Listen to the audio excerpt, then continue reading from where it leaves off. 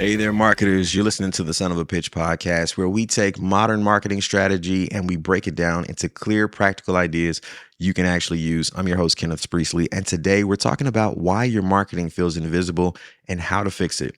This episode is brought to you by Pitch Cloud, the creative studio helping brands communicate with clarity through strategy, video, and design. You can learn more at pitchcloudmanagement.com. Let's get to it.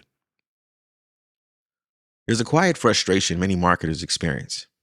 They're doing the work, posting consistently, refining messaging, improving visuals, and showing up on the right platforms.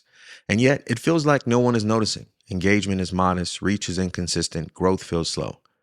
It's easy to assume something must be wrong. But in many cases, the issue isn't quality, it's expectation.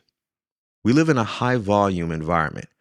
Every platform is crowded. Every niche has competitors. Every topic has been discussed or explored. So when your content doesn't explode immediately, it can feel invisible. But here's what's often happening. Your audience doesn't see everything you post. You see, algorithms don't show all content to all followers. People scroll quickly, and attention is fragmented. What feels invisible to you may simply be early stage familiarity building. And familiarity takes repetition. Visibility isn't built through novelty alone. It's built through consistency and repetition. Think about brands you recognize instantly. You don't recognize them because of one viral post. You recognize them because you've seen them repeatedly in a consistent way. That repetition creates recognition, mental shortcuts, and credibility. When marketing feels invisible, it's often because messaging changes too often, themes shift too frequently, or positioning isn't reinforced consistently. If your audience can't predict what you stand for, they can't remember you. Another hard truth, sometimes marketing feels invisible because it's too broad. When messaging tries to appeal to everyone, it resonates deeply with no one. Broad language feels safe, but safe language blends in.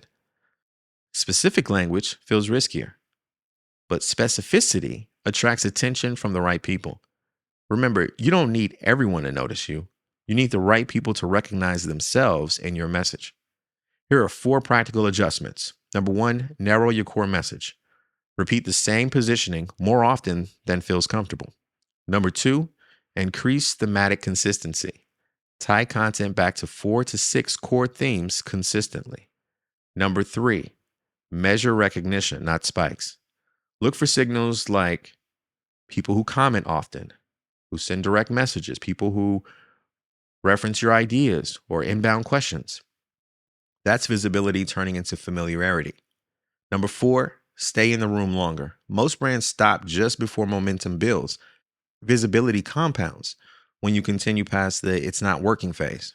I want you to ask yourself, if someone consumed my content for 30 days, would they clearly know what I do, who it's for, what I believe, or how I'm different? If the answer isn't obvious, invisibility isn't the issue. Clarity is. If there's one thing to remember, it's this. Marketing rarely fails because it's unseen. It fails because it's inconsistent. Visibility isn't built overnight. It's built through repetition, clarity, and patience.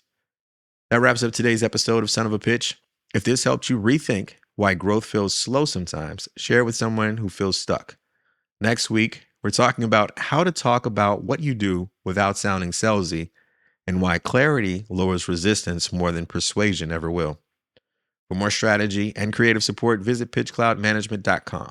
We'll see you next week.